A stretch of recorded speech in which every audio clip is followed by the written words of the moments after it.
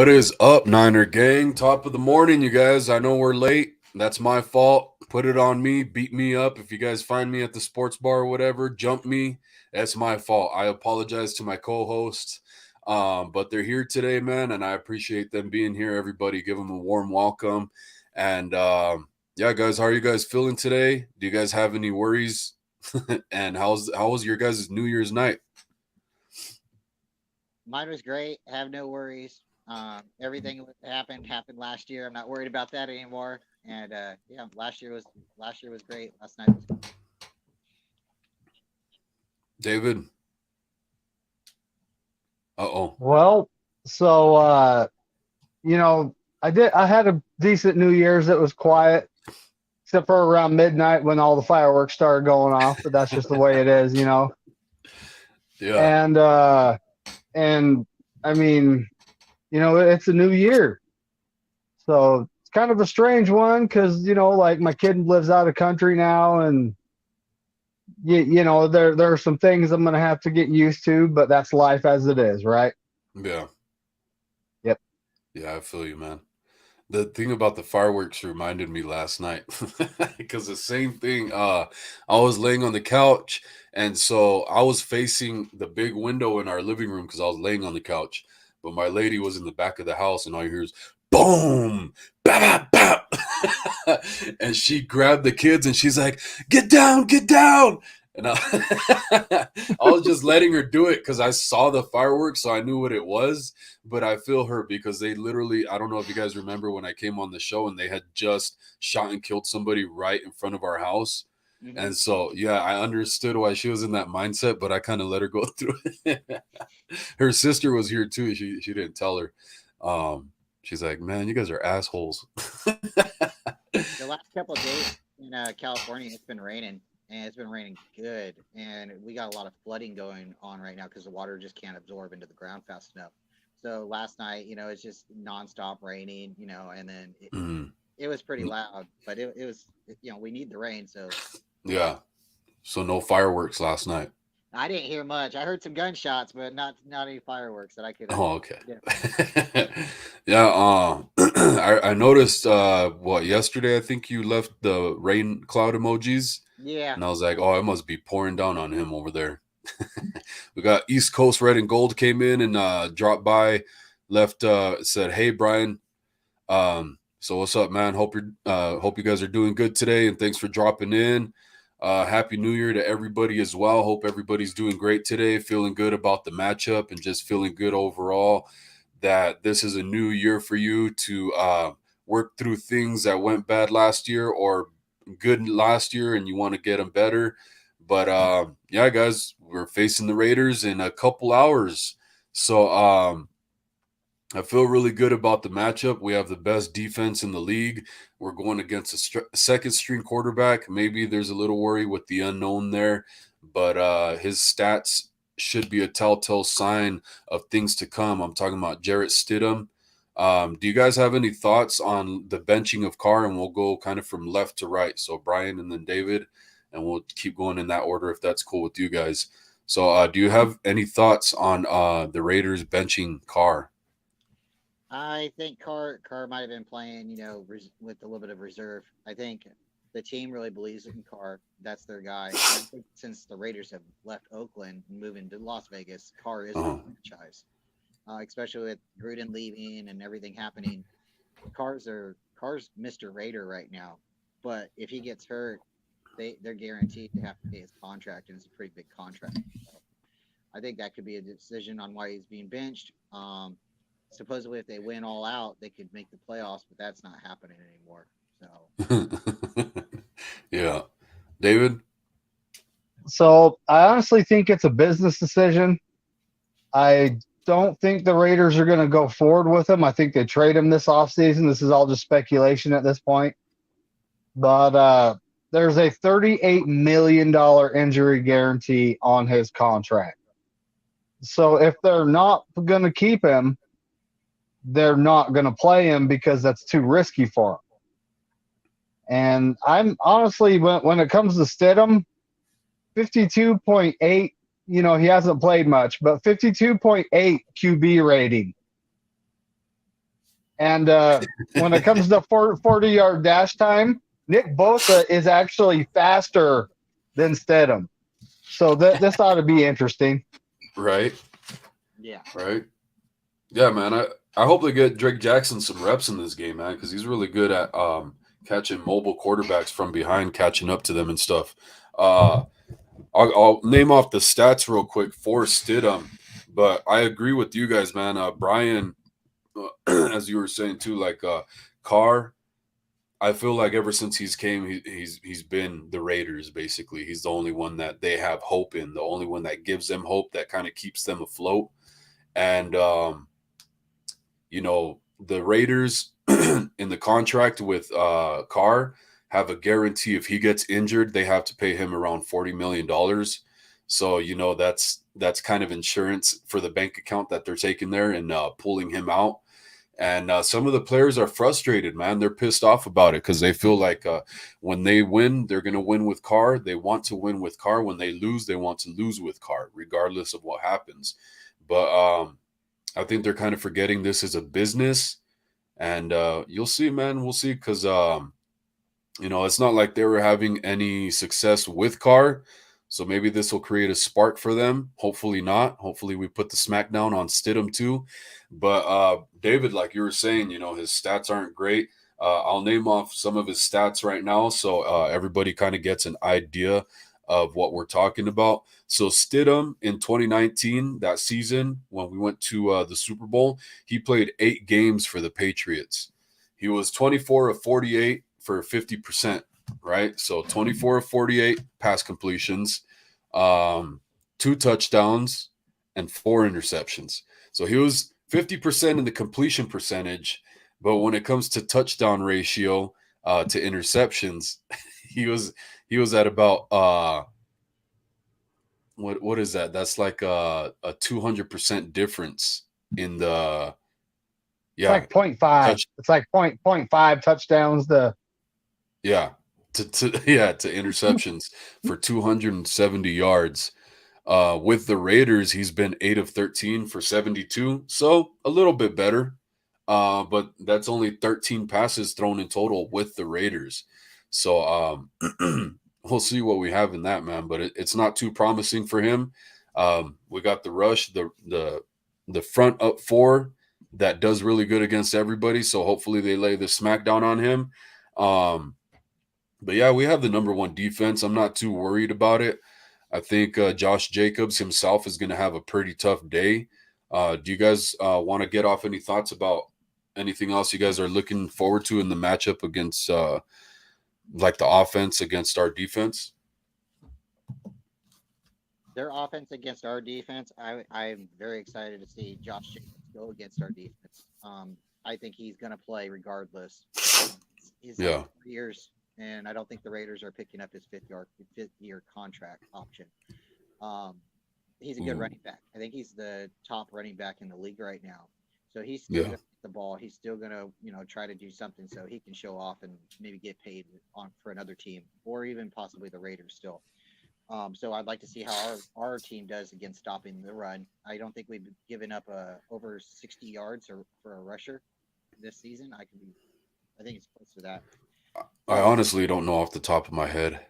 I think it's going to be a really good matchup. And then I'd like to see, our defense against their offense. I'd like to see what Bosa can do against their line.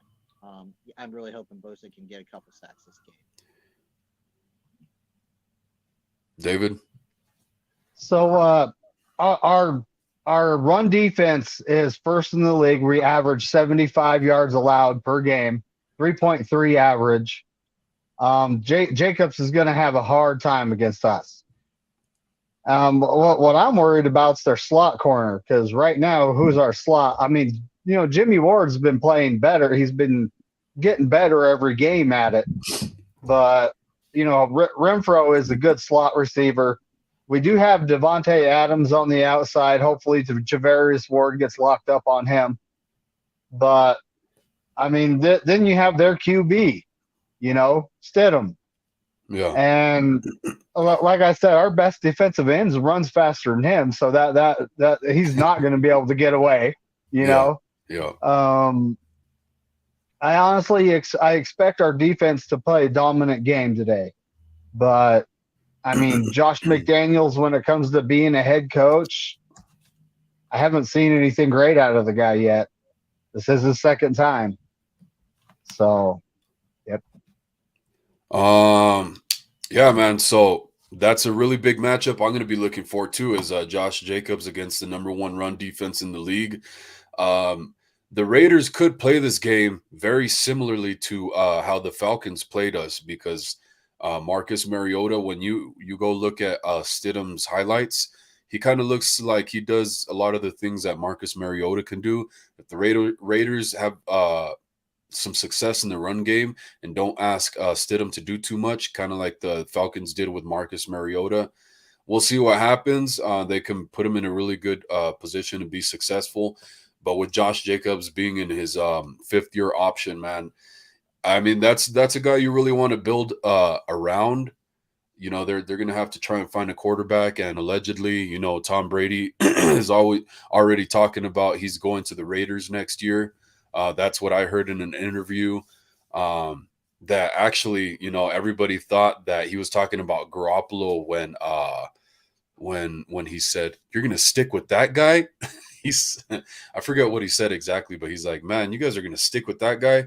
And I guess I forget where I heard it, but I guess allegedly he was talking about Carr, not Garoppolo, because he was planning on going to the Raiders because the Niners had already said no. But yeah, man, I still feel very confident. Josh Jacobs, we'll see what he's got in the tank. We'll see if he earns himself some money today. But I'm also looking to the Mooney Ward versus Devontae Adams matchup. I want to see how that goes. 49ers have been playing a lot of zones, so I don't think they're going to be asking guys like the two Wards. I don't think they're going to be asking those guys to do too much, you know, just kind of sit in zone and make Stidham methodically march down the field. And then when it gets compressed in the red zone, either make him settle for field goals, get a turnover, or just shut him down completely. Yeah. Yeah. Adams with Aaron, you know, I know this is a different quarterback, but Adams can just get in our defense and just he can catch the ball anywhere on our defense. So that'd be really nice to shut him down. Yeah, yeah. So the 49ers did activate 2 players off the practice squad if nobody saw this yet. So they activated at wide receiver Big Play Tay. So hopefully he can create some big plays today, man. I'm really looking forward to some of these younger guys stepping up. You know, I see when guys like Debo are out of the game, I see that as opportunities for other guys to show what they've got and get some reps, get some experience. And so that's one of the biggest things that I'm looking for in these next 2 weeks against the Raiders and the Cardinals. And just so those guys can have a feel for what it's like to have to step up. I know we've still had really good success when Debo wasn't in there. So, yeah, man, I'm holding out hope for guys like Willie Snead, Big Play Tay, Danny Gray, even Ray McLeod. He doesn't touch the ball a lot, but when he does, it's usually pretty good for the most part. T.Y. McGill is another guy who was activated from the practice squad. Do you guys got any thoughts on that? Yeah, Ray, every week he's getting better and better. There's been a couple of times where you're like, hey, why are you doing this on kickoff? But he's been getting better and better at special teams and on the offense. And to see him do the 71-yard run the other day, that's really reassuring because we got other people on the offense that can contribute. And we're getting the same type of we're getting the same effort. We're getting the same out of that play from a different player. So, you know, with Debo being out, our other players are being able to step up and contribute. It's honestly nice to see Ray contributing like that because it proves to Shanahan that you don't have to hand Debo the ball and kill the guy running the ball. Yep.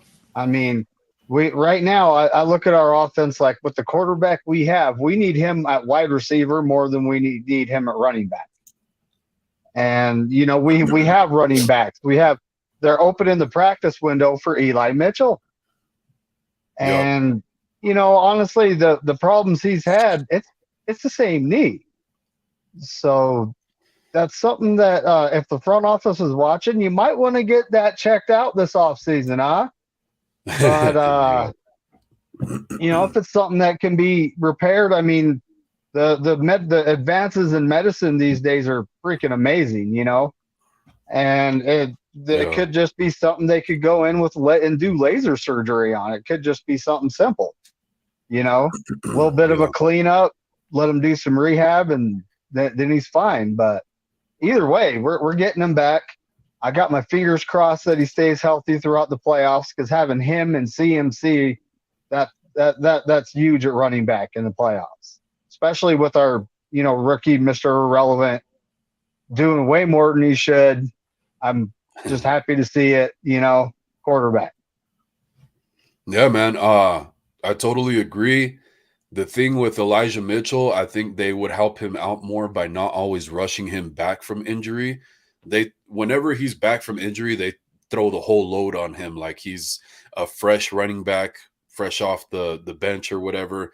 And that's not the case, man. They treat him kind of like they treat CMC, and Kyle Shanahan's really weird about that stuff. How he just I mean, I don't know exactly how to put it into words, but I think we all kind of know how Kyle Shanahan is when it comes to players and rushing them back from injury. Um, let me see.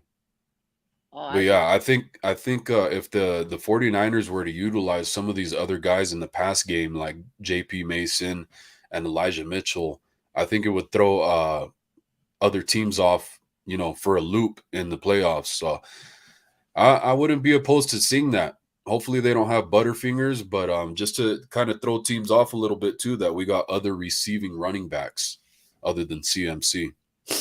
You guys got any thoughts on that?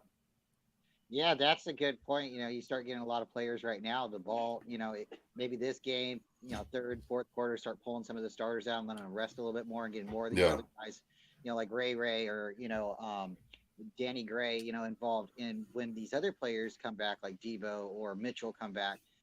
We're not necessarily, we're using them as a decoy, and these other guys are going to get the ball and take it to the house. So that would be Uh-huh. really interesting. I think Mitchell and Debo are both guaranteed at least one victory by themselves in the playoffs. They're that good of a player. So it would be very nice to see them in this game, get a couple, maybe a pitch count for both players, and then let's see what they can do in the playoffs. But like you guys said, let's not give them the whole ball. Let's give them the ball and let's other players play too, because it seems like they are the bell cow, and we get it, but we have other players that can contribute too. So when it is the playoffs, let's give them the ball and let's let them play. Let's let them be them, but let's rely on some of our other players too. I have Yeah. to agree with that 100%. And I mean, with what's going on, using Ray a little more, I would like to see Ray and Danny Gray sprinkled in just a little bit more here and there. Yeah. We're about to hit the playoffs, and the more Kyle can open that playbook, the better off we're going to be, because the other team is not going to expect what's coming. Yeah. So as of right now, we play the Raiders, and if somehow, and I'm not saying we'll do this right off the bat, but if we blow the game wide open right off the bat, why not sprinkle in all the guys that need reps, and let's get them all some playing time. And of course, put the starters back in, let them get a couple reps here and there, but don't overuse them. Limit the Yeah. risk. That's all I'm asking, is limit the risk. Don't let them get rusty though. You're riding a fine line there. You don't want. I've seen good teams go, oh, we're resting everybody this game. Then their first playoff game, they look rusty and they get beat. Yeah. It's like, no, we don't need to do that. Yeah, I absolutely don't want them taking anything off the gas. I want them to keep playing. But Yeah. start pulling players. If Josh Johnson is playing the fourth quarter today, I'm happy. And not because we are up that high in score. Yeah. Uh, They have to come back.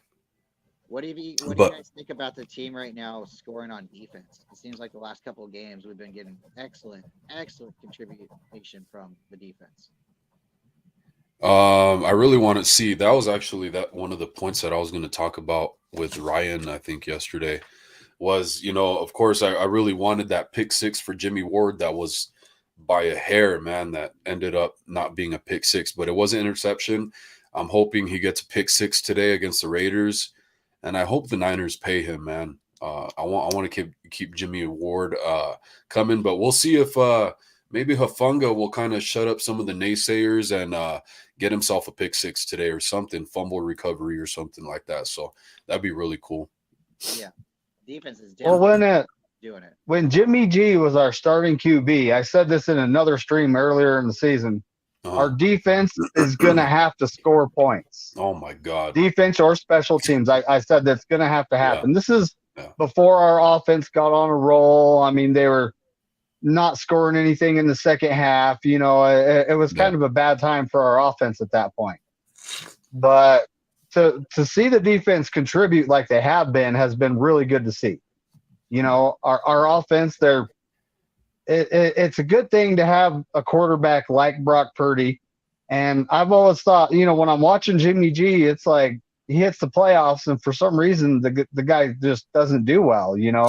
It's like a 74.1 QB quarterback rating, 160 yards a game, and I think it was a 4 TD, 6 INT in the playoffs is Jimmy G's playoff numbers. Yeah.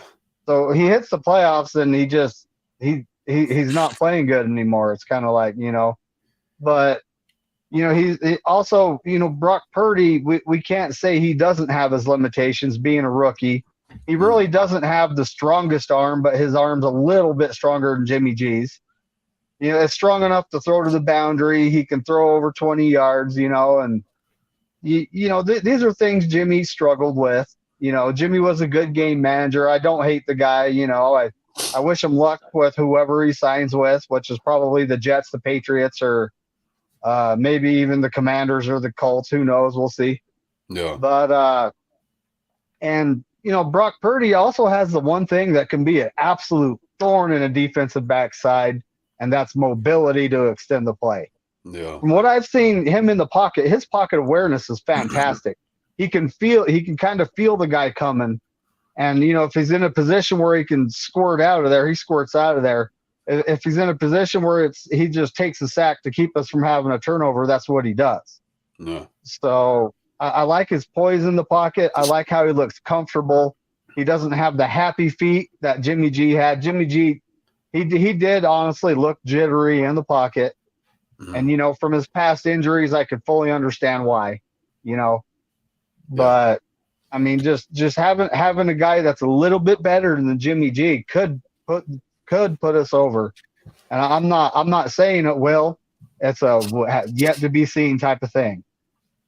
Yeah, it's not a bad thing. You can't you could feel good about being confident about it. I think I'm confident about it too. Like this team has had to carry Jimmy G, drag him into the playoffs constantly every year whenever they go, kicking and screaming, right?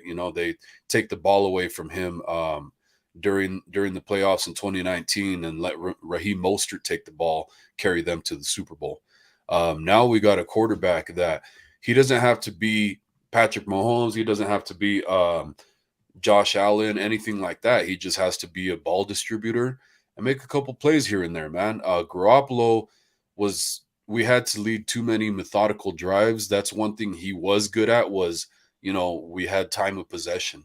So that was a good thing, keeping the ball out of the other team's hands. But it was always you're all on the edge of your seat because he had to convert third and longs all the time consistently because Kyle Shanahan doesn't have the confidence in him to throw as much on first down, even though it started showing up and then he gets hurt. But yeah, man. I wanted to talk about Big Play Tay real quick. I wanted to go back to him real quick, if that's cool with you guys. Because Brian, I think you were going to say something. Oh no, we can always talk about Jimmy any day. I'm going to say probably the same thing. So Big Play Tay, man, I have high hopes for this guy. He's pretty dynamic. Larry Krueger was a guy. Me and him were both two guys that were very big on Brock Purdy. I said, I want to see it against NFL starters, of course, but that's me and him are two guys that I know for sure. I know Jesse Naylor has talked about that he was a Brock Purdy guy as well, but Larry Krueger I know for sure was one of them. But another guy that Larry Krueger was very big on, and the reason I bring up him being big on Brock Purdy was because if that could be a sign of um, Larry Krueger's eye for talent, then we should probably keep an eye out for Big Play Tay, man, because he hasn't really gotten his shot yet. He's been activated here and there throughout the season, but we haven't seen anything from him offensively. So I'm looking forward to that, man. I want to see what he's got. That's a guy that Larry Krueger was pretty big on, and he was pretty pumped up that the 49ers went and got Big Play Tay. You guys got any thoughts on that? Larry Krueger, he was right on it a whole lot. I didn't like Nate Sudfeld so much because he was more like a statue. I do like Purdy being a little bit more mobile. I be honest, I didn't watch a whole lot of highlights, just really him in preseason. He just seemed to be a little bit more accurate. A little bit more mobile, maybe a little bit more moxie. Where Sudfeld, guaranteed $2 million. They're like, well, we know he can play, so we want to lock him up. But there was a reason they let him go for $2 million because they seen the upside with Purdy. Larry Krueger, he pounded his chest for for Ray. He pounded his chest for Danny Gray, Big Play Tay. There's got to be a reason they're saying it like that. And if he's playing with Purdy in the past, then this is a good opportunity for them to have a really good connection. Yes, sir. Hell yeah. Any thoughts, David? Well, yeah, I haven't seen enough of Tay Martin to, say anything about him. Maybe he gets some reps in this game. Shanahan does not like playing rookies. We all know that. Yep. And it's just like, the T.Y. McGill thing though, being in the middle, clogging up, that it's been a nice surprise to see him. Our the young guys we have, this team looks very promising. A lot of people are like, you have a Super Bowl window, 3 years, and the players we have, the next 3 years is looking pretty damn good. Yep. Let's be honest here. Yep. And if we draft well, if we do all that, then you never know, the Super Bowl window could be extended. Or if Brock Purdy or Trey Lance ends up elevating, their own play and becoming that really good quarterback. Honestly, I don't think we don't need a Patrick Mahomes. We don't need a quarterback like that. If we had a quarterback like that, it would be Super Bowl every year. But we don't necessarily need a quarterback like that to be winning games and to be contending. Well, we need a quarterback that's top 25%. And that would elevate us to the point where we'd be a scary team every year. Last year, when we were going in, we were playing so well, no one wanted to play us. This year, we're going in, and they're all saying the same thing. And, a lot of that has to do with our defense, and our defense is on a roll. We're the best defense in the league. We only allow 290 yards a game. We, allow 15.3 points a game, which is by far the best in the league. And rushing 75 yards a game, passing it's around 215, which isn't best, but it's top 10. Our third down percentage. So we gave up some third and longs, which was very concerning against the Commies last week, Yeah. And our third down percentage is 38.9. It's tied for first with several other teams. So, we're a little better than I was thinking. I didn't think we'd be that good at third down, getting off the field, but we're a little better than I was thinking. And the Commies, they're they're third in third down conversions, so they're really good at it. So it's understandable that they converted some. They have a really good coach, man. And another thing is they're first in time of possession. So, they're converting third downs to get that time of possession. So we weren't going against no slouch when it comes to that. So, they're going to get their plays off. And if they're number 1 and number 3 in those categories, the teams we're set to face are probably not in that top 3 spot. So we can feel good about that, I think. Yeah, the way the Tommies played us, they really were able to catch passes on us and convert on the third downs and stuff like that. Yeah, it seems like we do better on 3rd and 4 than 3rd and 7. It seems like 3rd and long, we're just giving it up, but we have been getting better at 3rd down, the whole defense. But again, I think when teams go to play us in the playoffs, they will be attacking us in the middle of the field. That's where I think they're not going to be able to run on us. They're going to try to pass on us. Yeah, I agree, man. Dang. Yeah, hopefully D'Amico Ryans plays a little more press coverage on 3rd down. Now's the time to kind of wet your whistle with that kind of stuff and see just kind of see where your team's at, because I think these guys are athletic enough where they can do that. And you got a really good D line. Start to bring a little more pressure like you were doing earlier in the season, with Hufanga, Fred Warner, guys like that. We should see more blitzes from those guys. But I'm going to jump into the comments real quick because I've been slacking on it. Guys, I apologize. And remember, if you guys could please, if you guys have any comments or questions for us specifically, please throw 4 flames in your comments. So 4 flame emojis in your comment / question, so we know it's specifically for us. We got Guayaba in here. Thanks for being here. He says, I'm pretty sure a lot of Niner fans aren't going to watch the Raider game. I doubt that very much, man. I think this rivalry is so passionate, and it's a historic rivalry, in the NFL. Like, everybody's been put on notice on how big of a rivalry it is. My lady's aunt was here just yesterday, and she's a Cowboys fan, and even she's going to watch the game. So I don't know if you're talking about the stadium specifically, or just, overall 49er fans watching it on TV. But I think everybody's tuning into this one, man. I think it's Raider fans that don't want to watch it. You guys got any thoughts? I think right now it's like 60% of the ticket sales are 49ers right now. So it's going to be a red stadium. Even at $800 a ticket, Niner fans are still buying the tickets up. Yeah. I think it's funny because a lot of the stadiums we go into, road games, the home team has to go with a silent count. Yeah.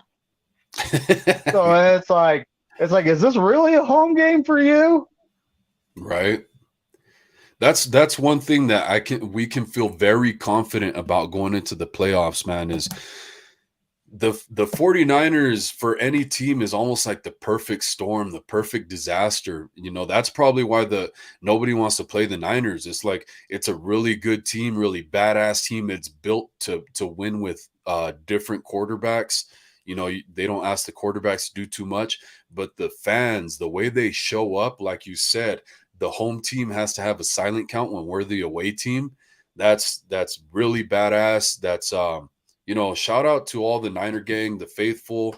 Yeah, man, you guys are showing up for our team and really putting it down, man, making it easier on them. And I think that's something that's kind of overshadowed when it comes to helping the team win. Yeah, the faithful travel well. Yeah. We got Cowboy Angel in here. Hope you're doing good today. Says, whoop, whoop, go Niners. Hell yeah. Hell yeah. Thanks for being here. Really appreciate it. Jesus M says, Niner gang. And I want the playoffs already. Getting a little antsy there, huh? I feel it. East Coast Red and Gold says, what's up, faithful? Happy New Year. Hey, what's up, guys? Hope you're doing good over there. And it looks like you tuned back in because I read your comment earlier. And I hope you guys are doing good today. Thanks for tuning in.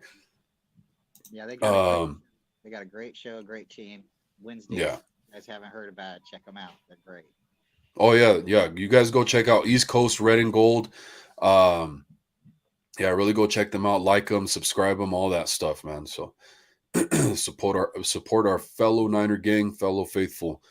Cowboy Angel says 48 passes. Damn. Talking about Jarrett Stidham with the Patriots in 2019, he threw 48 passes, which is that's like an average for like 2 games. That's like a total of 2 games if for a starting quarterback, if you're playing conservatively, balanced run and pass. 49ers first takes. Aaron is in the house. Thanks for being here, bro. And he says, "Holy moly, donut shop! It's 3 of my favorite people." Hey, likewise, bro. I had a great time on your show, and thanks for tuning in. I took a long time to get to these comments, so hopefully all these guys are still in here. Got Rob D Art says, "Bang bang, let's go! Hell yeah, baby, let's do it. Let's whoop some ass today." Feel free to jump in if you guys want to, too. I know I'm kind of going fast. I want to catch back up on the comments, but you guys could jump into. East Coast Red and Gold says, we also had 7 guys out on D when we played Atlanta. That's true. That's a very good point. Yep. That's a very good point. We're waiting for guys to come in, and we actually, against the Chiefs, we rushed a lot of guys back like Bosa, because Bosa was not in against the Falcons, man. And so, I think we got a good look at what the defense could look like without Bosa, and it's kind of scary when you lose to a team like the Falcons because Bosa's not there. Now imagine if you play in the NFC Championship against a really good team. So hopefully Bosa's going to be there. We keep him healthy. That's another big thing on why I want to rest the players, man. I know, Brian, you're opposed to that. So Bosa himself personally, I know Kittle has talked about it in the past as well. I think the league should add another bye week to the season. It's getting longer. And I know, especially if the players push for having a second bye week in the season. Oh, sorry, wait up. Sorry. Damn. If the players push for another bye week in the season, the NFL is going to be like, okay, we'll give you another bye week, but we want an 18th game now and only 2 preseason games. Or maybe they'll just add another preseason game. We'll see. But do you guys have any thoughts on that? Because I know Bosa, he wants to rest. He says he kind of just goes through the motions of what they've been doing to kind of stay healthy. See, I think that's the bread and butter for the NFL. They got to work it out with the players union. And I know we briefly talked about this before, guys. The NFL needs to add more preseason games. They need to add more preseason games so we can have players practice in the preseason against their teams, and fans can go out, make the preseason a little bit cheaper so fans can get to those games. Yeah. And then have the roster at 90 and let people start playing and seeing who's and then get who you want in and out. Then when it is the third or fourth the final preseason of the game, you only have the starters on for maybe one series or something like that, and you're like, this is a legitimate team right now. None of the starters have to get hurt. You can play them throughout the preseason. Then if you want to add a second bye, go to the 18-week season, because then you can still have teams finishing at 500. Right now, there are a lot of people are like, oh, we're not going to have any 500 finishes. Well, that's cool. That's cool. But right now, teams are going for that. They want the 2 byes. They want 18 weeks. And I think just adding a couple more preseason games will just allow more teams to be able to practice, get more, tackles in, all that stuff that was happening before they started changing everything up. So if the NFL, in my opinion, wants to make money, they don't have to have more and more games overseas. They can have more and more games here in the stands, for the fans. So Yeah. So I'm big on player conditioning. If you look at what's happened since the NFL has rolled back that extra preseason game and limited how much players can practice to try to cut down on injuries, it hasn't done anything. It's actually gotten a little worse league-wide. So I'm a big fan of player conditioning, and practice and that preseason game is how they get conditioned for the season. Oh yeah. So I mean, one of these, if the league is the ones that have to realize what's going on, and I'm sure they have guys looking at the numbers, guys or ladies, analysts of some sort, looking at the numbers and reporting back to them. But at this point, like us, for example, we start out 3-5 last season, end up 10-7 when we get in preseason and mid-season form. Mm-hmm. But everyone's conditioned, they're used to playing, and we're hitting on all cylinders. This year we started out 3-4, and we're on a streak right now. I'm knocking on wood here, and it's all because we're in mid-season form. So if the NFL actually wants to put a better product out there a little earlier in the season, they will add that extra game in the preseason, so teams are in midseason form a little bit earlier. But I'm just a fan. I'm not the NFL. I kind of wish that we would get a new commissioner, but I'm honestly not a fan of Roger Goodell. He's like the a guy that was dictator. He's like a dictator that never steps down. Yeah, I mean, he makes a lot of money, and what does he do? But yeah, guest appearances, showing up at the draft. Shows up at the draft, walks out, does his duty, and shows up at a playoff game here and there, in the Super Bowl. And I mean, I don't know. I'm not in the NFL offices. I don't see what he does. Maybe, has a bottle of vodka in his desk, and he parties all day. We don't know. But it's up to the NFL on player conditioning. That they need to get better at it.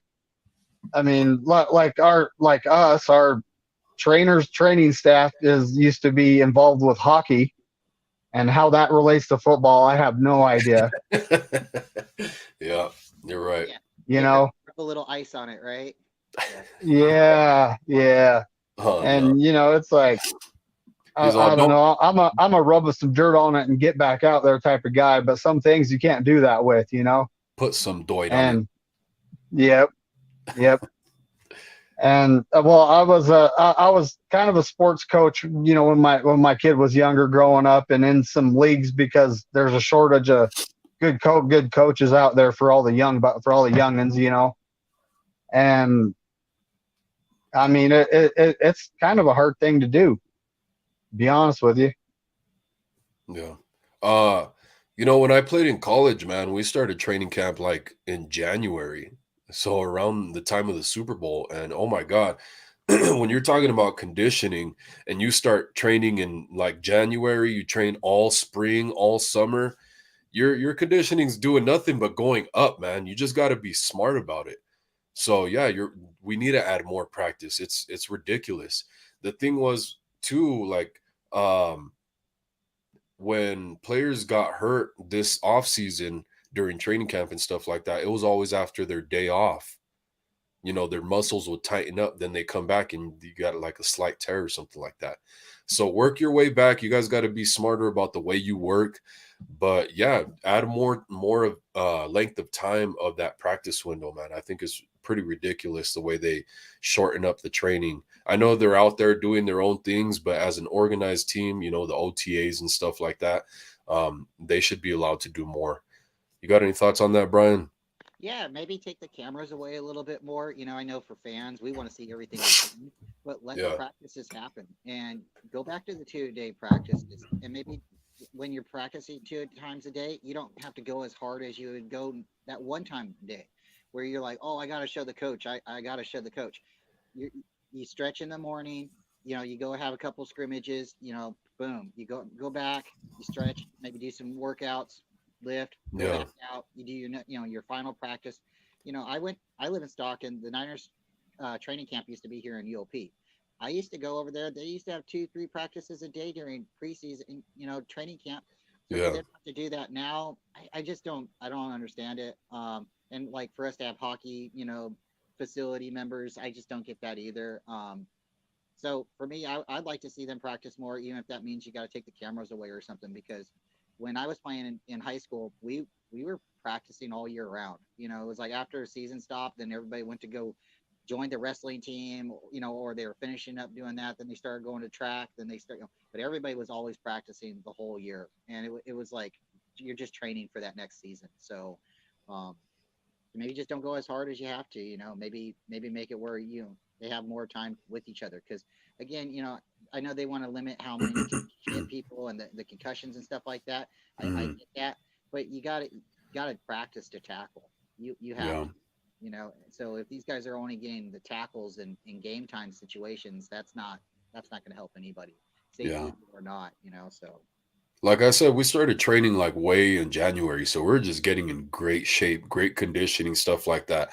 Our coaches were being smart. We didn't start hitting each other till, getting close to the season. But yeah, you're right, man.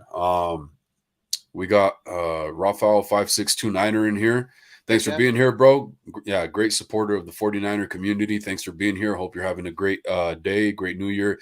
Pumped up for the game. Says, good morning, Niner Gang. Wolfcast, Bryant, Culp, David McNiner, and everyone. Good morning to you as well. Hope you have a great one with some pancakes and French toast or something. Says, like and subscribe, everybody. Yeah, please, everybody, like and subscribe, please. We're going to get these guys' channels up and going as soon as possible, too. So you guys look forward to that. East Coast Red and Gold says big play Tay Martin and Kamoko Ture as well. Yeah, for the activations on for the 49ers for this game. I think I accidentally said T.Y. McGill because I didn't actually have it written down. But yeah, Kamoko Ture. But both of those guys, man, they're like David McNiner was talking about, clogging up the middle, having steady, very good rotation for guys like Eric Armstead, Javon Kinlaw, because just against the Commanders, if you guys don't know, Kinlaw only got 15 snaps. So, hopefully they continue to be smart with him and take it slow with him. Yeah. Hopefully he can stay healthy, man. But at the end of the day, I feel really good about Kamoko Ture, T.Y. McGill, Omenahu, Jordan Willis. Jordan Willis is a guy, man, who's looking really good when he's getting reps. Rob D. Art is in here. He says, New York City Niner Empire. Hey, man, that's what's up. Thanks for tuning in. That's really cool. Says East Coast. Where on the East Coast are you for the East Coast Red and Gold? Go check them out. Type it in on YouTube and tap in with them, man. So you guys, maybe you could jump on their show and call in, or over here too as well. That'd be great. Yeah, there's 4 of them. There's 4 of them, and I don't think they all live in the same area, but I could be wrong. But they're great. Definitely check. Yeah, they probably don't all live in the same house. They don't all have the same studio. They could be on the same block, maybe, but Yeah, the same apartment complex, different apartments. Oh, that's funny. Corey Davis in the house. What's up, Uncle Corey? He's in the house, man. Yeah, he's the GOAT, man. Happy New Year's to my 49er family. Hope you're doing really good, man. Hope you're in really good spirits and ready for this Niner game today. I know you are, Uncle Corey. And yeah, hope you have a great day. Thanks for being here. Got Randy Daytona in here as well. Thanks for being here, Randy. Really appreciate it. As always, Happy New Year's Day, gentlemen. And likewise to yourself as well. Another good guy here, CG Ruthless. What's up, bro? I haven't seen you in a while. Has he changed from sports talk to 49ers talk? I think maybe because I feel like it's a different channel. It's a different channel because the sports talk is more like geared towards wrestling and other things now, and that's his 49ers talk channel. Yeah, because CJ, I haven't seen your stuff popping up since I took the trip to California, so I guess I missed the memo. So I got to go over there. Everybody, go check out CG Ruthless. He's really cool too, man. He says, "Let's see Purdy break out." Yeah, man. He's been breaking out, man. It's he's averaging like 35 points a game. I don't know the exact average. I know the only one that wasn't like 35 points was against the Seahawks, so it really brings the average down. But when you're looking game to game, like we're scoring like 30 to 39 points per game, and I think we have the chance to score a lot more than that today. But yeah, Purdy's been doing great. Got Juan Jose Real in here. He's a Raider fan, guys, so welcome him in with open arms. He's a really good guy. But he says, "What's up, brothers? Happy New Year's, man! It's time, Carnal. It's Raiders time. Good luck, man. Love your show, bro. Hey, thanks, bro, for being here, man. Good luck to you guys today. Hopefully, you guys see some hope in your future, man. And hopefully, we have a really great time with the game today." Much love to you, bro, and hope you're doing great today. Thanks for tuning in, man, as always. None Your Business says, why would anyone listen to someone who knows just as much as me about the Niners? Get the out of here. He's always so positive. None Your Business. I thought he dipped out. But he's always so positive. Gotta love it. CG Ruthless 49ers talk. A 300-yard game would be great. A great performance against the Raiders. Brock can prove why we be going farther. Yeah, man.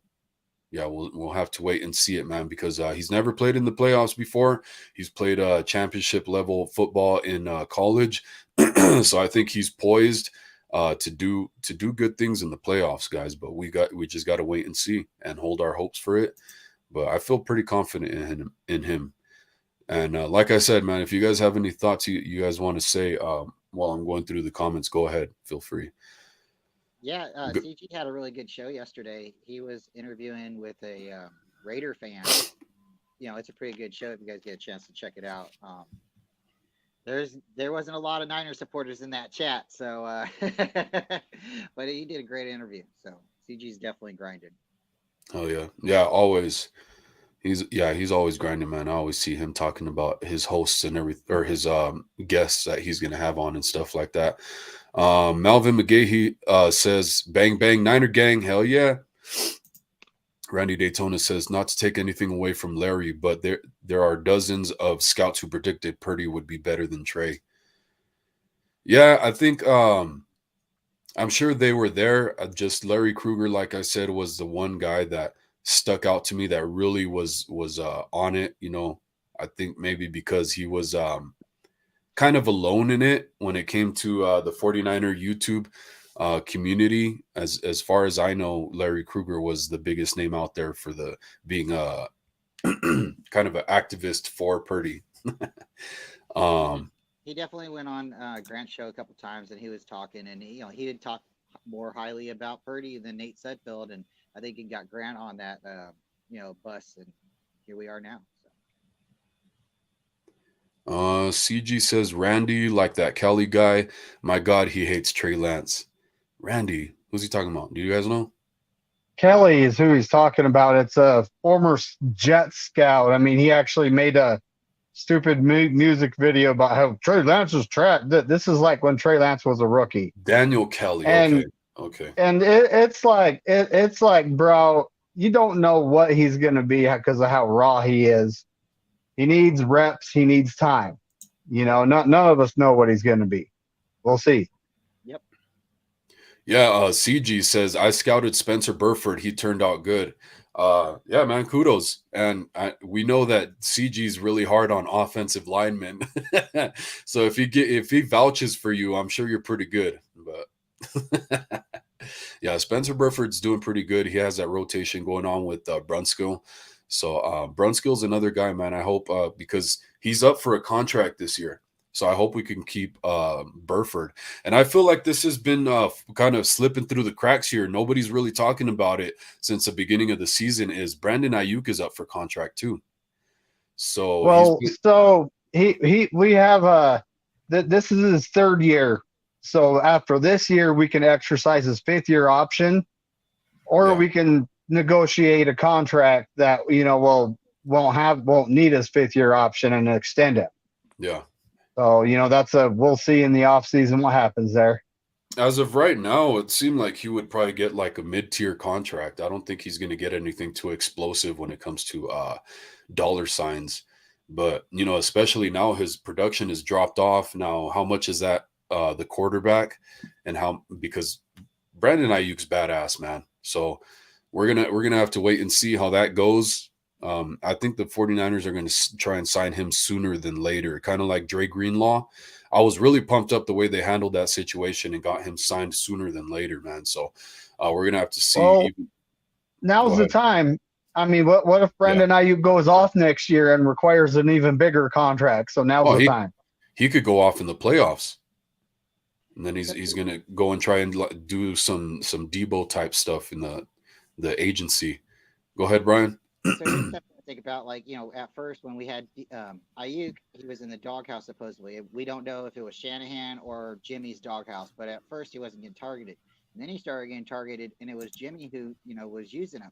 Now we got Brock Purdy, and Ayuk still gets the ball, but he's not getting fed as much. So is it Yeah. we have different playmakers on the field now, and we don't need Brandon as much, and he's being able to open up, and actually the whole offense is opening up, and then we'll Yeah. just be able to feed Brandon as that time goes on, or is it really truly that the quarterback's just not seeing him and then going to other people because he's still getting the ball? He's just I would say maybe Jimmy has something to do with it because Jimmy was using him, but Yeah. now we have CMC and we have a lot of other players. So let's Yeah, see. I think the connection between Ayuk and Garoppolo last year, whatever, the doghouse, that type of stuff, I think Garoppolo made it an emphasis to try and utilize him a lot more and look for him a lot more, that he could help him look like a better quarterback.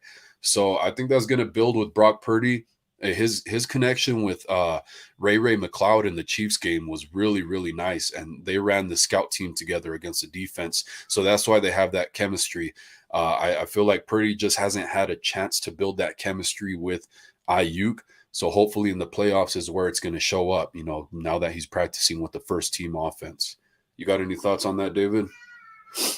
Well, Ayuk is pretty consistent. I mean, I believe last week he had 5 catches for 81 yards, which is a pretty good game.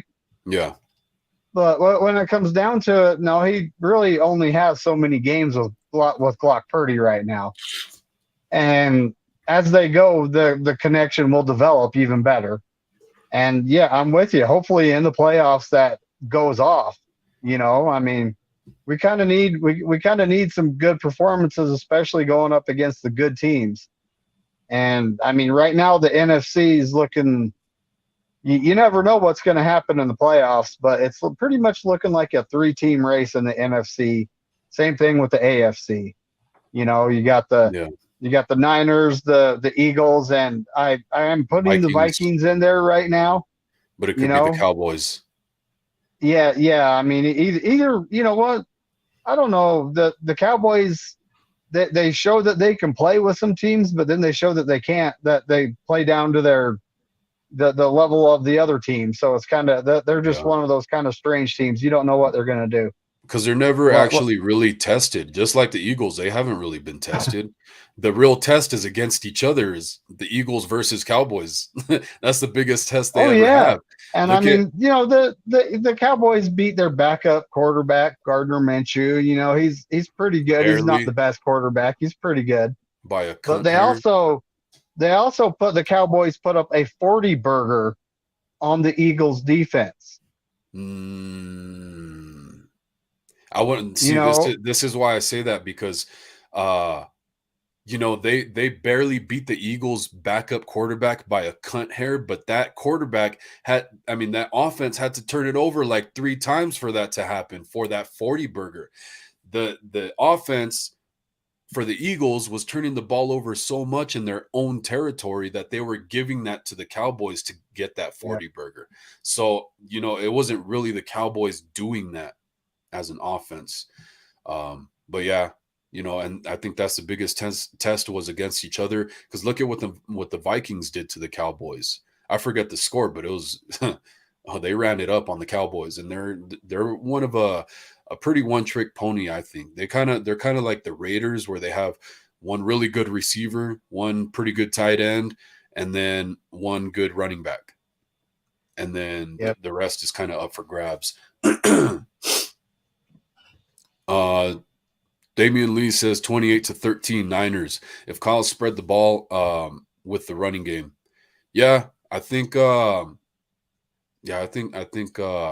going to be higher scoring than that, unless the second string comes in. So we'll see how that goes. You guys got any thoughts on that? Yeah, I think 28-3. I know David and you both agree it's going to be higher scoring. I'm thinking that because we're going to get out so high so fast that we are going to start pulling our starters.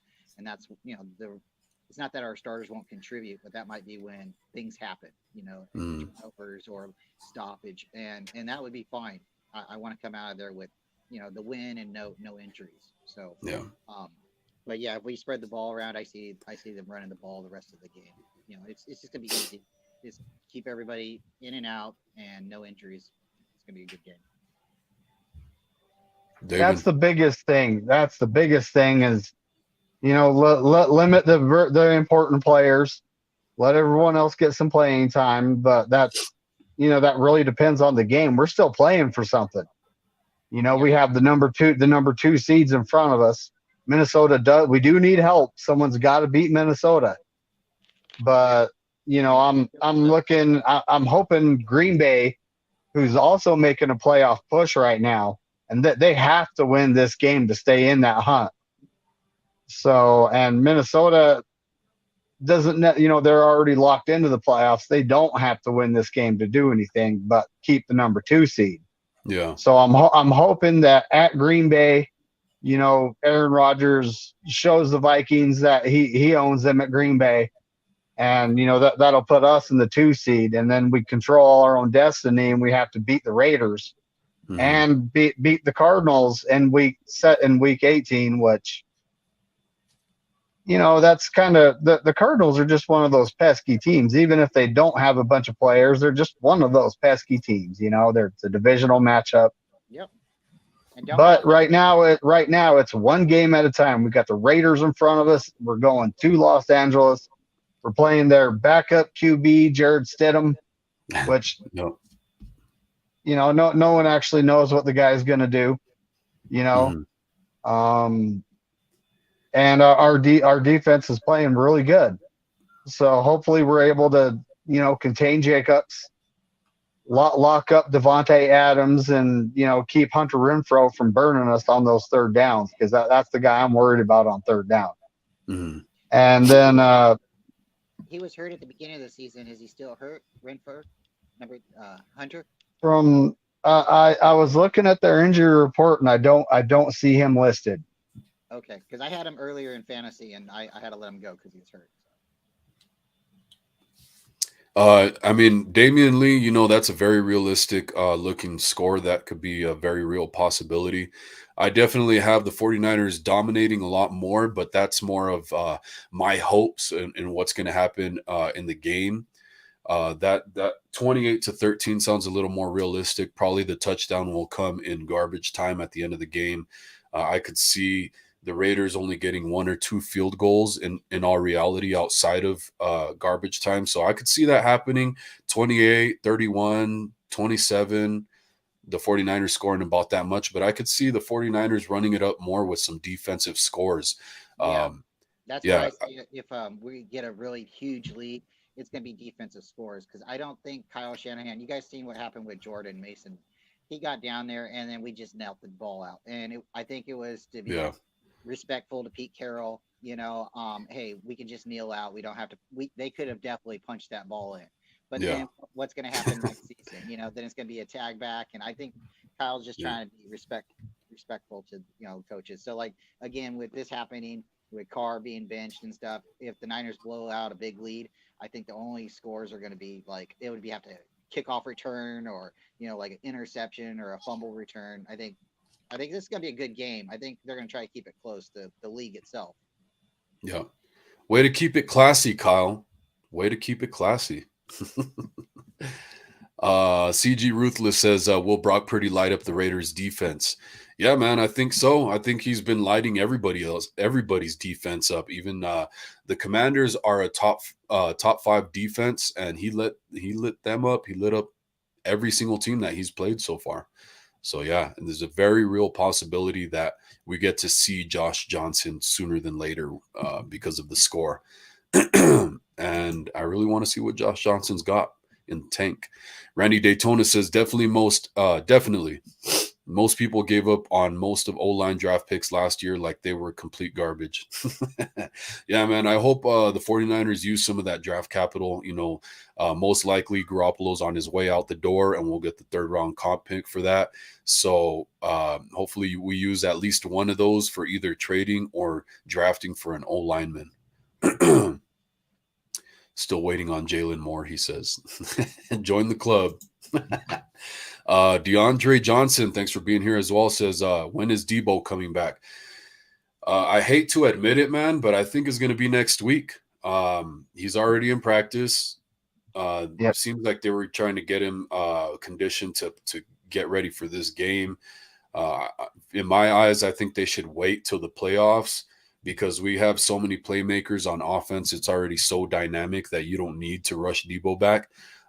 When it gets to ligament damage, which is what he had, a strain on his ligaments, on his tendons or whatever, then that gets very, very tricky. It's not like tearing your muscle. That takes a lot longer to regenerate. So I would play it safe with Debo, wait till the playoffs, the first round of the playoffs. But I think the 49ers, Kyle Shanahan is going to opt to play him next week. Yeah, like on snap count, something. Hopefully, it's just limited snaps. Knock the rust off, get his feet wet, type of thing next week. Right? Yep. I don't want to. We don't need to use. We don't need to use him too much. Save him. Yeah, I feel you on that. I mean, That's where East Coast red and gold is. Yeah, if they're going to, like, I would just opt to keep him out. But yeah, I wouldn't be opposed to doing like a snap count like that too every now and then, sprinkle him in just to get his feet wet. But I mean, that's what the practice field is for too. So I don't know. That's tough. 49er minded in here. Thanks for being here, bro. Bashar, you guys go check him out. Check him out as well. 49er minded says, "What up, Wolf? David and Brian, what's up, bro? Hope you're having a great day." Cowboy Angel says, "Will Elijah Mitchell play?" Not today. Yeah, he was supposed to have his practice opened up for this week, by Thursday or Friday, but he came down with a slight sickness, a little bug that's been going around, is what Kyle Shanahan said, and so he's going to be activated. And he's going to be practicing this week for sure, is what Kyle Shanahan says, as soon as he gets over that little sickness he has going on. Can't wait to see him back, man. That's going to be awesome. But let's see him in the pass game too. Shit. I think some of these other running backs can catch. I don't think it's just CMC. Whoops. Oh, East Coast Red and Gold was answering that question for Cowboy Angel. Let's see. Bethania, I think it says. Ricks. Sorry if I mispronounced that. As you can tell, I'm not very good with words. Says, "Hi, my 49ers. Love you much. Happy New Year. Ready. Go win like the best. Go team early. Play try. Happy year. Go Niners 2023. Hell yeah. Thanks for being here as well. Thank you very much. Hope you're having a great New Year's. And yeah, let's get that gift from the 49ers that keeps on giving, so we can keep bragging about the Niners to the Raider fans." That's going to be a good show. East Coast Red and Gold podcast says, "We have Tracy Sandler on this Wednesday." Hey, hell yeah, man. And they had Matty Mayoko not too long ago as well. That's pretty damn cool, Yep. man. I would love to talk to Matty Mayoko. He's really cool. That was badass. I tuned into that show. Yeah, you guys go check them out over there. 49er Minded says, "It's still way too early to write Trey off." 100%, man. I'm very confident what he could do. You guys got any thoughts on that? Well, I think that might be the reason they were saying throughout the season that they weren't going to rush him back, and there might be a chance he's not going to play this season, because now, if you guys heard, he did have the hardware that came out of his foot. Yeah. So I think they were maybe anticipating that could have been a reason. So I definitely would like to see what he's going to do next season. I think he's still got a good future ahead of him. Yeah. So man, the hardware was rubbing on a tendon as he was rehabbing, and it was irritating the ankle. So the hardware has to come out, and he'll be back fully healthy by OTAs, and that's all that matters at this point. Yeah. Yeah. I guess maybe the 49ers saw this coming, so that's why they ruled him out completely for the season. Maybe it was just to keep out of the drama loop. But yeah, man, I was holding out hope for Trey. You know, once Kinlaw got activated, that kind of killed my hopes. But Trey Lance, I still have a lot of hope for him, man. He can do a lot of good things, man. And him and Brock Purdy working as a tandem, bringing the best out of each other, will be really good. But yeah, guys, I forgot to mention that Trey Lance on Friday underwent a second surgery to take the hardware out. But it's a good thing that it's a good sign, because his body is pushing the hardware out. It's showing that it doesn't want it there. It's a foreign object. So that's a good thing. It means his body is healing correctly and healing on its own. It doesn't need the hardware, so it's pushing it out. So the doctors opted and Trey and his team opted to go ahead and get that out because it was causing him irritation. He's back on crutches for the next 2 weeks, and then he should be good and ready pretty soon. But they're saying he'll be fully good to go around OTAs. Now, Jimmy Garoppolo, another guy I do want to come back just for insurance for Brock Purdy in case, knock on wood, anything were to happen. He's on that little scoot, the little knee scooter thing. That's kind of like a wheelchair for one leg. So he's still on that. He should be back around the divisional playoff game. So we'll see how that goes. Of course, you don't want him to be the starting quarterback. I know I don't. But not at this point. No. Brock's mobile. He's healthy. He's hot hand. The only way you put Jimmy in there is like somebody ripped off Brock's arm and threw it into the stand. Hey, don't say that. He still has his left hand. He can still hand off. So like, we're gonna beat Bryant up if that happens, man, because he just jinxed it. Everybody meeting. No, I'm just kidding. 49er Minded says, I guess we don't see Danny Gray ever being used unless Trey is out there throwing it to him. Yeah, it's looking that way, but hopefully they utilize him in some way on a jet sweep or an end around or a reverse jet sweep. Hey, maybe he can throw the ball too on a trick play. We'll see. I don't know if he can throw. That could be something to catch teams off in the playoffs. So hopefully we'll see him in some other way, even if it's not throwing deep down the field to him. But Brock Purdy has shown he has really good accuracy down the field, even with pressure in his face. So I can still see Danny Gray being utilized at some point in this season. Not the regular season, but the season as a whole. You guys got any thoughts on that? Yeah, I think if they have the right opportunity, the right look, they'll put him in. He just has to be ready to go. Maybe some of the games we just didn't game plan for it because you've been noticing they've been feeding CMC a whole lot. So yeah, they need to put him on a rotation. Go ahead, David. Sorry, my bad. Well, I remember when Eli Mitchell came back from his injury, he hit the ground running, literally. And I don't know. I mean, we don't need to be killing CMC running him 25 times a game. That's for sure. Yeah. He's a game changer. He can do so many things in the offense. He's, more of a Swiss Army knife than Juice is. And let's rotate in multiple running backs. Look at hey, we ain't got to take shots at use check. We ain't got to take shots at use check to prop up CMC. You stop that. But look at Jordan Mason, that 55-yard run. It's like we have some more running backs than CMC and Eli Mitchell. Let's sprinkle all of them in. Let's see a group effort. Let's not kill anybody. Yeah, man, especially right before the playoffs. We don't need that. Yeah.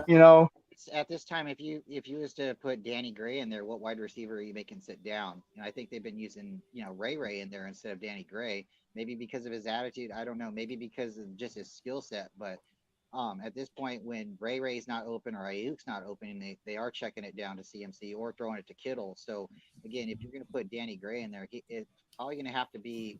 You probably more than likely have to have a trick play, or he's going deep. And I think they just haven't utilized him just yet. So. I don't want to see CMC in there every 25 plays and getting beat up either, but that's just the way the flow of the game's going. You see, they give him the ball and he's picking up 10 yards too. So, well, Debo's not in there right now, so now's the time. Yeah, but that's why Ray's in there right now. That's why we got Juwan in there right now. Ray's always in there though. He's always in that rotation. So that's why I'm saying. Now, since Debo's out, that's one guy that's out of the rotation. So you got to put somebody else in. I know Big Play Tay's activated now. So hopefully we could see something from him and from Danny Gray. Yeah. But like I said, Danny Gray, if we can save that till the playoffs, I'm all for that too. If we can get him some reps, that'd be great. He got a quick slant from Josh Johnson not too long ago. So I mean that's promising because they said a lot of people are saying he's a one-trick pony. He just runs as fast as he can down the field. He doesn't really run routes. Well, he got hit for a quick slant. At some point maybe he could take that to the house where he's not running through guys. He's just running around them and speeding, zipping right past them. Yeah. Because that's basically like what I was saying is like you're either going deep with him or you're going to do a trick play with him. And with the change of quarterback, maybe it's just because of the comfortability, or they're like, oh, he's open, they just fed him the ball. But yeah, you got to definitely use everybody. You got any thoughts, David? If not, it's cool. I think at this point, we're using Ray, and he's become more part of the offense than he was before. And I think his skill set does fit Shanahan's offense. When it comes to Danny Gray, he kind of has that. He still has kind of that college body. He needs to build a little more muscle. Yeah. Just get himself in more NFL shape. Yeah. And he needs to be a run blocker, so he needs to build up for that. He does need to prepare for that, for sure. Yeah. And I mean, we have Ayuk, we have Juwan Jennings, we have Ray. We have Willie Snead, which, he gets out there and pancakes someone every now and again. So, and I mean, when it comes to wide receiver, you can put CMC in the slot. You can put Juice in the slot. There are so many things we can do with all these weapons on offense. It's not funny. We should be spreading it around. We should be doing the unexpected with our team. And I mean, like Brock Purdy, I've seen him looking off the linebacker and the safety to get who he wants to throw to open. Yeah. And our former quarterback, which I do have respect for, used to stare down his guy, and that's bad. Yeah. He used to throw right to linebackers a lot too. Aaron from 49er First Take said he was checking back in to say the 49ers just need to take care of business, of their own business, and more importantly, stay healthy. I think everybody agrees with that. Most importantly, stay healthy for the playoffs, because seeding is great and everything, but our number 3 spot in the playoffs is already locked in. So we have a good spot in the playoffs to begin with. So staying healthy is the most important thing. 49er Minded says Wolf and his one-liners. Hey, man, everybody has their hidden talent. But Crazy Guy says, yo, the number 1 Cowboys fan is in the house. Hey, that's what's up, man. Thanks for being here. I appreciate it. Like I said, my lady's aunt was here yesterday. She was visiting, and she's a Cowboys fan, but she's going to be watching the 49er Raider game today, she says. And guys, real quick, we're going to close out pretty soon. Everybody has to get ready for the game. So we're gonna make this really quick. Anybody who has any last-second questions or comments for us specifically, please put 4 flame emojis in your comments so we don't have to sift through. We can find it right away. So if you've already typed a question or comment in the section of the chat, just retype it with 4 flames so I know to hit it before we get out of here. All right, can I ask everybody a question real quick? Yeah, go ahead. Of course. All right, for both of you. Other than, a victory and us walking away from this game healthy, what's the one thing that you'd like to see happen in this game? One thing? Sack, like the overall sack record. You want to see like a pick 6. What's other than, us coming out of this game with the victory and a healthy victory, no injuries, what would you like to happen? Okay, I'm going to go first. All right. I want to see a fake punt. I don't care if it's a fake touchdown, punt, or a run. If they pick up a first down, I want to see Mitch Wisnowski fake a punt. You don't want to save that for the playoffs? I want to see it happen now, because if it happens, we might get lucky today. If it happens in the playoffs and we're not lucky, I don't want to have to. No. You don't do that in the playoffs. You don't do that in the playoffs. Okay. Hell yeah. That'd be pretty cool. I want to see Nick Bosa get 4 sacks today. Straight up. Yeah. Get the record today. And then maybe he's in the running for the season record, which a lot of people will say it's a 17-game season. How can that be? Nick Bosa missed a game. So if he gets a record, he still only played 16 games. Yeah. Yeah, I agree with that. I would love to see Bosa break the record today for sure. Because then there's no excuses of having an extra game in the season. He will have beat it in the same amount of time that Aldon Smith did. So if he can beat it by today, then we will give him all his flowers. At least tie it, Yeah. But I mean, I don't remember how many games that Aldon Smith played when he got those 19 and a half sacks. I don't know if he missed any games. I don't remember off the top of my head. But Bosa did miss a game this season. So if Aldon Smith played all 16, which I don't ever remember him really being injured, so I think he played all 16 games that season where he got 19 and a half. Bosa, even if he doesn't get it till next week, he still would have gotten it in 16 games. Yep. So really, this would be 15 games for him today. For me, obviously a blowout, and the starters resting sooner than later because that's a good sign. Yeah. Let's go. Yeah, I want to see, like I said earlier, I want to see Jimmy Ward get an pick six. I want to see him get paid. I want to see him back on the 49ers. But yeah, All right. If looking any forward one to of all those that. things happen, if the Bosa happens, the pick six with Ward happens, or if anybody sees it and Mitch Wisnowski fakes that punt, you guys heard it here first. Yep. Uh, Hopefully we get the trifecta and we get all three. 49er Minded says they're saving Debo. They know they didn't need him to play a team with a weak backup quarterback. Yeah, I mean, there's that. He didn't get his practice window opened up till later on in the week, but it's just smarter to save him for the playoffs. But that's not the way Kyle Shanahan does things. So we're just going to have to wait and see what that. East Coast Red and Gold says Debo will be back next week so they can revamp him for the playoffs. Mitchell practice window opens up this week. Yeah, exactly. That's pretty much the way things are looking like it's going to happen. Like I said, whether I want to save Debo till the playoffs or not, the coaching staff is going to do what they want. I can share my opinion, my thoughts on why I think they should go a certain route. But we got one more comment / question for from East Coast Red and Gold. Good show. Like and subscribe, everybody. Enjoy the game. Go Niners. Hell yeah. And thanks for being here. Really appreciate it, you guys. Like I said, I don't see any more comments with the four flames. So we're going to go ahead and close out the show, guys. Unless you guys get something in at the last second at the buzzer, we're going to go ahead and close out the show now. I want to thank my co-hosts who will be starting up their very own 49er content channels very soon. And they're going to be consistent guests on my show, or else I will find them and I will kill them. Nah, man, but I love having you guys on as always. You guys are the goats, man. You guys have been in my corner since day one. So I appreciate you both more than I could say. I don't know if this channel would be a channel right now if it weren't for you guys, honestly. So thank you guys and thanks for being here. I apologize again for causing the show to be later, everybody, but thanks for being here. You guys have any thoughts before we close out? And I appreciate it. David, you know how I feel about you. You're great.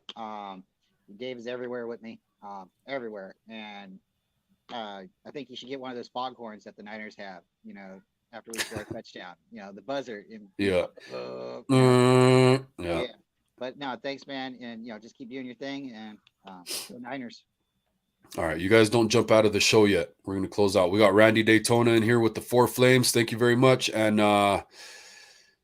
we got a trophy for you guys as well from Randy Daytona. Thanks, Randy. As always, appreciate you too. Everybody, let's have a great game. Go Niners. Everybody have a great day. Take care. Go Niners. Go Niners.